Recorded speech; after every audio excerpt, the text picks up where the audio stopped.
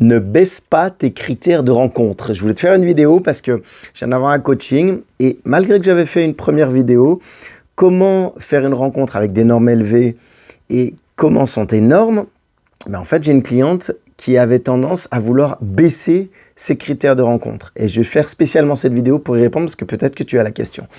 Et en fait, plus précisément, tu peux avoir des amis, de la famille, ton père, ta mère, ton entourage, ou même peut-être des collègues de travail qui te disent que tu rencontreras personne parce que tu es trop exigeante avec ceci, avec cela, peut-être tu leur as raconté, tu vois.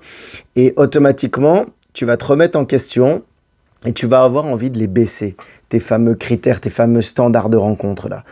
Et non, on va voir dans cette vidéo pourquoi il ne faut absolument pas les baisser.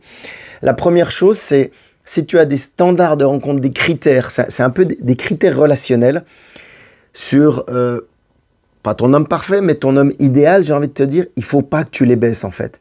Si tu les baisses, c'est une manière que tu ne te respectes pas toi-même, envers ce que tu as besoin, ce que tu veux. On va y revenir un petit peu plus loin, parce que je me suis noté, j'avais tellement de choses dans la tête.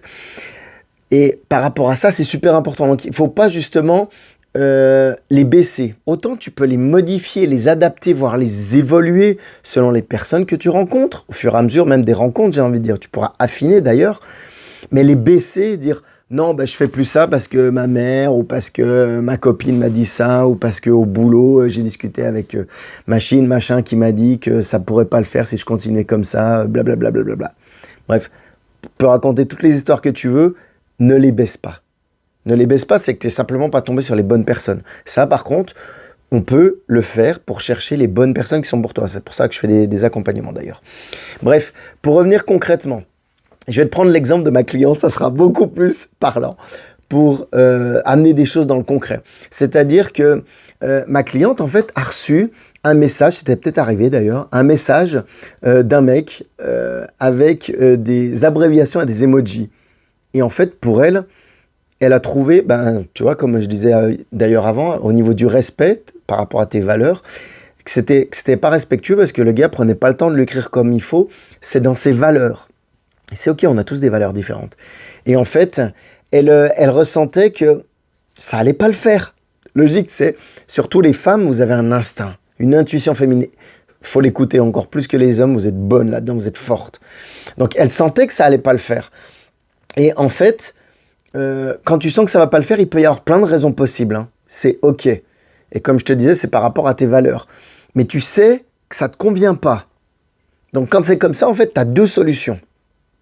Soit tu abaisses tes critères et tu dis waouh, c'est peut-être pas une bonne impression, ou c'est peut-être moi qui est trop chiante, qui est trop exigeante.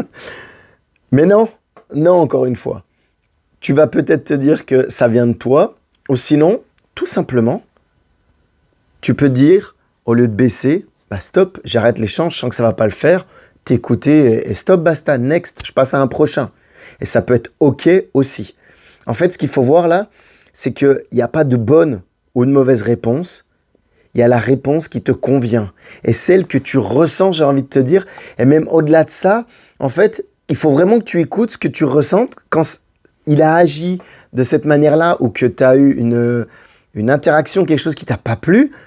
Qu'est-ce que ça t'a dit dans ton corps en fait? Dans ton corps, dans ton cœur, dans ta tête, ou quel sentiment ça t'a fait sentir? Et c'était positif, c'était négatif? Et par rapport à ça, tu dois avoir une réaction. Par rapport à du concret en fait. Et tout ça, ça va être encore une fois par rapport au respect de tes valeurs et de tes besoins. Comme je te le disais, je te parlais tout à l'heure de respect, mais c'est vraiment ça en fait. Et il va falloir que tu respectes tes valeurs et tes besoins en premier. En premier, même si physiquement il te plaît. Où tu te dis, ouais, tout allait bien, mais il n'y a que ça. Mais même si par exemple physiquement il te plaît et que le gars il n'a pas un bon état d'esprit, il y a des choses que tu sens que ça passe pas, tu vas pas vivre qu'avec son physique, ou tu vas pas faire une relation qu'avec lui sur le physique. Ça va pas le faire. Donc il faut t'écouter par rapport à ça aussi. Et ce que tu peux faire, c'est te respecter en fait, vraiment par rapport à tes valeurs et tes besoins, parce que sinon tu vas avoir des remords. Souvent au bout de quelques semaines, tu vas dire « Ah putain, je l'avais senti et pourtant je me suis pas écouté. C'est souvent comme ça en fait. Tu te laisses aller et après tu as des regrets parce que tu t'es pas écouté. Et en fait, on dit souvent que la première intuition est la bonne. Alors écoute ton intuition. Et encore une fois, on est des êtres humains, on a cette intuition. Ce feeling, quand tu ressens qu'il y a quelque chose qui va pas, eh ben n'y va pas, j'ai envie de te dire. Et encore une fois, il ne faut pas que tu aies de suppositions par rapport à ça. C'est-à-dire que si tu as des suppositions, il y a une phrase que j'adore dire, que je lui ai dit d'ailleurs à ma cliente, c'est « le concret est vrai ». Parce que tant que tu restes dans la supposition, ouais, mais j'ai l'impression que je pense peut-être, ou ah ouais, mais c'est que la première fois, tu cherches des excuses, tu vois, tu le justifies. Non, le concret est vrai, c'est-à-dire pour avoir la réponse, au lieu de supposer, tu peux faire 3 choses.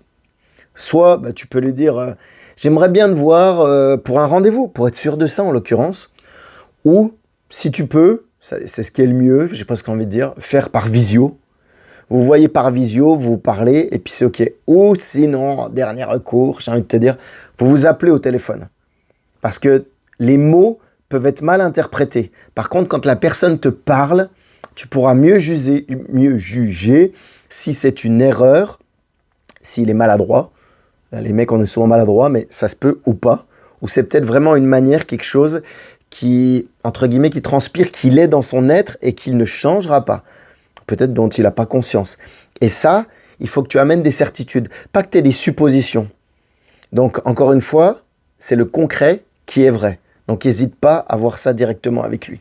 Et j'ai même envie de te dire, pour récapituler cette vidéo-là, qui fait déjà 6 minutes, ouais, ça tourne, pour 3 choses. La première, c'est te respecter. Respecter tes valeurs, tes besoins. Te respecter toi. Pas faire les choses par rapport aux autres, à ce qu'on t'a dit ou te laisser influencer. Non, te respecter toi. C'est le principal. La deuxième, donc pas supposer, hein, pas de supposition, je pense que tu l'as compris. Et la troisième, c'est qu'il ne faut pas que tu imposes. Par exemple, tu vas te dire, ouais, mais là, il m'a dit ça, mais je suis sûr que je vais réussir à le faire changer. Non, ça s'appelle de la manipulation. Et c'est pas le but. Si déjà au début d'une relation, ça se passe mal, tu vas pas commencer à réfléchir comment le faire penser autrement ou si tu peux le changer ou pas. Non. Les gens, ils changent plus maintenant. Tu as une envie de faire et tu le fais. Donc, il y a un profil de mec qui peut changer, mais ça, on pourra en discuter ou lors d'un accompagnement, évidemment, parce qu'il y a des différents profils de mecs, on ne réagit pas tous de la même manière, hein, ce qui est normal.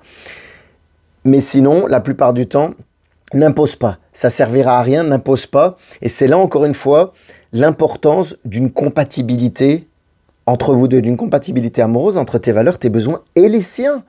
Une relation, encore une fois, ça se fait à 2. Sinon, c'est un célibat en colocation, moi j'appelle ça. Donc voilà, je te souhaite une excellente journée, matinée, soirée, quand tu regarderas cette vidéo. Et je te dis à bientôt dans une prochaine vidéo. Tu as tous les liens sous cette vidéo, hein, si tu veux me contacter. Je te dis bon courage et à bientôt. Ciao, bye bye.